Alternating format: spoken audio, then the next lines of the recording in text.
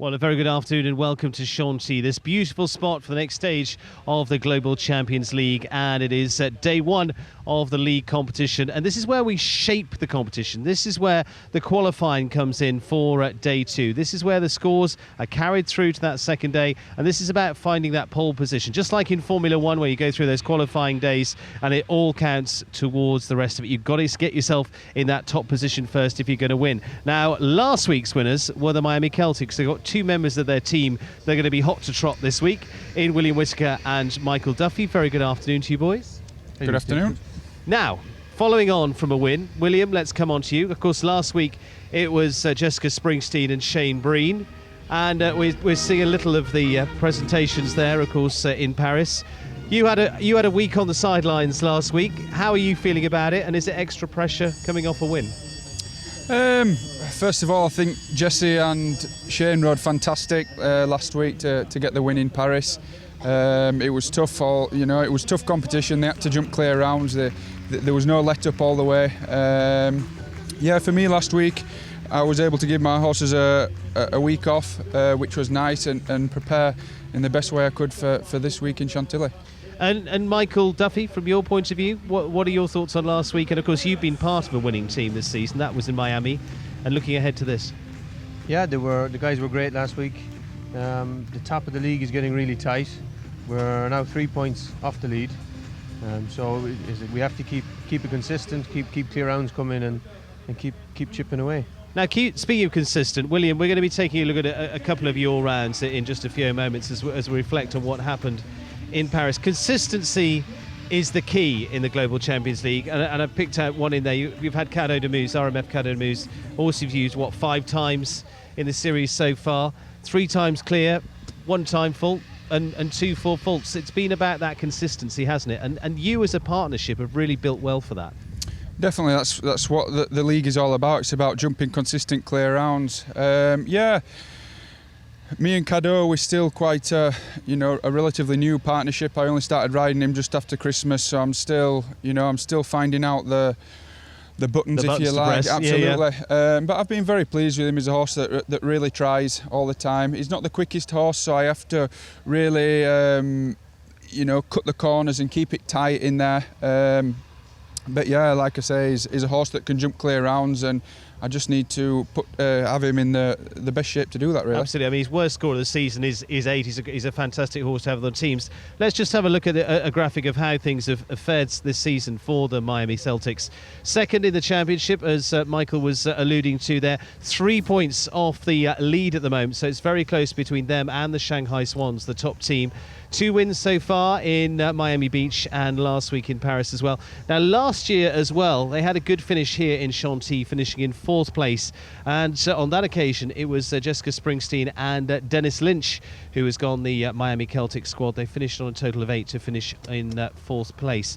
Michael Duffy, to come to you. We've talked about consistency there. For you, you're bringing in Mullerdrin Touch the Stars for the very first time, aren't you, I think, on the team today? Yeah, first time on the team with him. He's jumped 3 legs of the GCL as an individual, and he's actually been clear on all 3, both Estoril and Hamburg.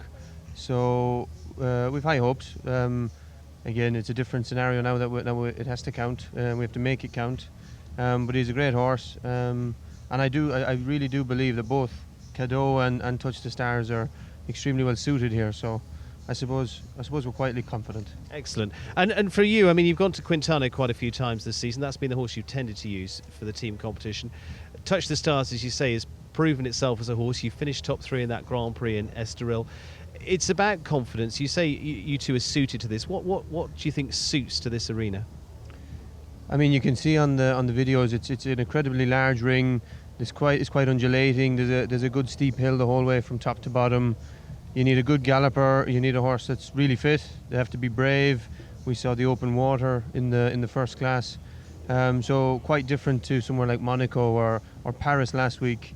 But you can see in our lineup, that's where our team manager Helena Stormans is very, very clever. We had really careful horses like Ipswich of Shane Breen's last week, and we pulled out the big jumpers Not that they're not, but I mean we pulled out the bigger stallions, the more powerful jumpers today. You want those nippy horses, if you like, almost on those indoor courses, and then, like you saying with Caddo, I mean, Caddo, as you say, could be a little bit of a slow mover because he spends a lot of time in the air, which is no bad thing for any jumper to have, is it? No, definitely not. Definitely not. He, he's got so much power. He jumps so high.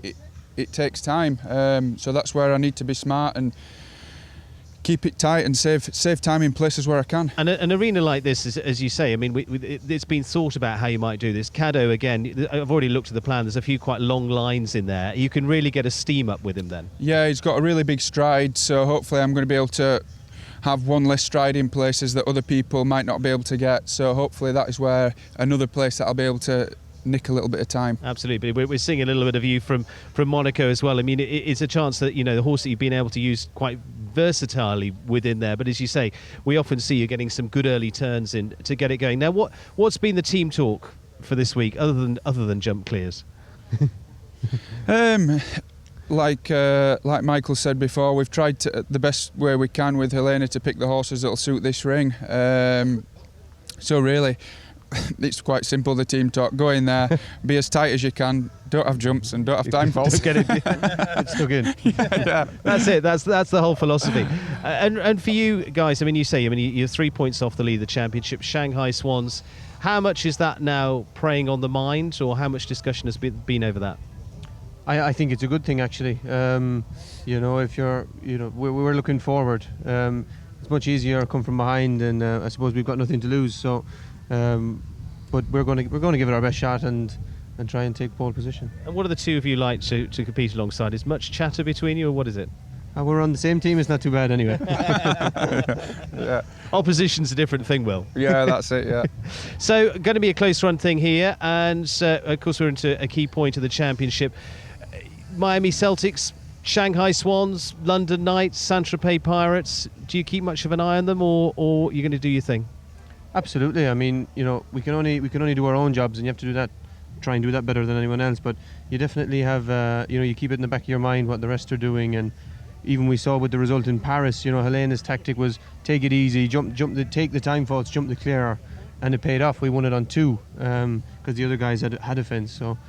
You have to, for sure, concentrate on yourself, but you're trying to keep one eye on everyone else as well. Absolutely, and Will, you've got a top manager down there to greet you on the floor, one way or the other, haven't you? Absolutely, yeah. It's great to have that experience around you when you're in these high pressure situations. Well, good luck, boys.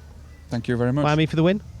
Absolutely. Absolutely. Quietly confident. Quietly confident. Good. Two quietly confident gentlemen, two quietly brilliant men who will do the job very, very effectively indeed. We look forward to how all that unfolds here for the first stage of the Global Champions League. Good luck to William. Good luck to all of them taking part. But to Michael and Will, maybe this is the week the Miami Celtics go to the top of the leaderboard. Only one way to find out. Join us very shortly to see how round 1 pans out.